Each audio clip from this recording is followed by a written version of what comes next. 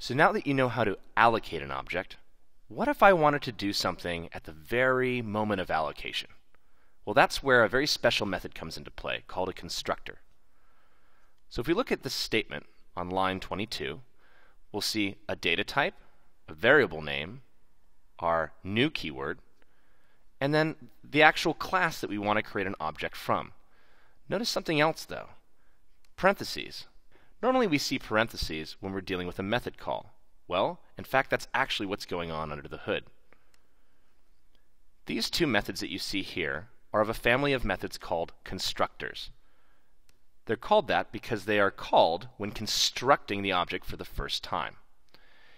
Now, even if we didn't actually have our constructors defined, you see Java's not complaining. Well, that's because this particular constructor is generated for us if we don't define it. Notice that we have a public keyword and then what appears to be no return type. Well, that's because the name of the method and the return type are the same for a constructor.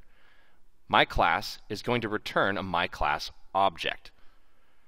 So, what if we want to do something in the beginning besides just create it?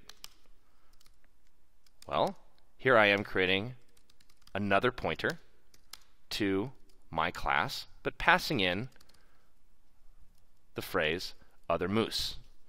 Rather than calling the constructor here, it will now call this method, ignoring this one entirely.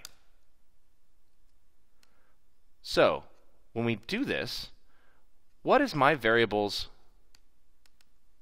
member variable going to be equal to? Is it going to be moose, or is it going to be other moose? Let's watch. I'm going to go ahead and just log my object, and I will actually log the value of that member variable. I'm also going to log the value of my variable's member variable. So, we're going to expect this particular object to be equal to moose, but my variable is going to change.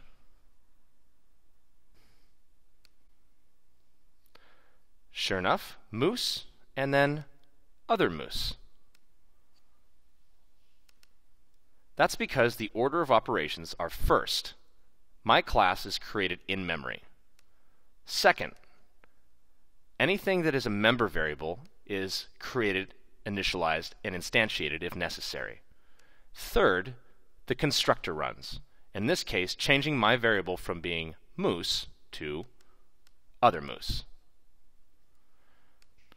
And now, with that information, you can create objects and create what happens at the very beginning of initialization. This is incredibly powerful because you can define at the very start exactly how your object should be set up.